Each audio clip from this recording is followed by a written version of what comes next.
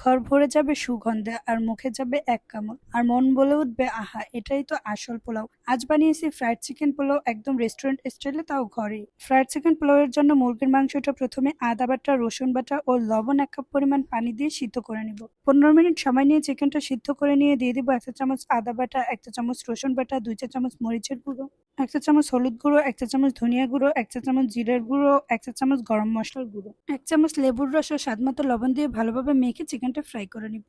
দেন একটা কড়াই তেল গরম করে দিয়ে দিব 1 পিস স্টার ও 2 পিস দারচিনি, হাফ কাপ পরিমাণ পেঁয়াজ ও গরম মশলাটা ভালোভাবে ভেজে নিয়ে দিয়ে দিব টমেটো কুচি, 1 চা চামচ মরিচের গুঁড়ো, 1 চা চামচ হলুদের গুঁড়ো, 1 চা চামচ ধনে গুঁড়ো, 1 চা চামচ জিরার গুঁড়ো, 1 চা চামচ গরম মশলা, স্বাদ মতো লবণ, কিছুটা ধনেপাতা দিয়ে ভালোভাবে কষিয়ে 2 কাপ পরিমাণ পানি দিয়ে চালটা দিয়ে দিব। দেন 2 পিস লেবু ও 4 থেকে 5টা কাঁচামরিচ দিয়ে ঢাকনা দিয়ে ঢেকে রান্না করে নিব। এখানে কিন্তু আমি বাসমতি চালটা ইউজ করেছি, আপনারা চাইলে যে কোনো চাল দিয়ে এই পোলাওটা করতে পারেন। ব্যাস রেডি। এবার গরম গরম পরিবেশন করুন ফ্রাইড চিকেন পোলাও।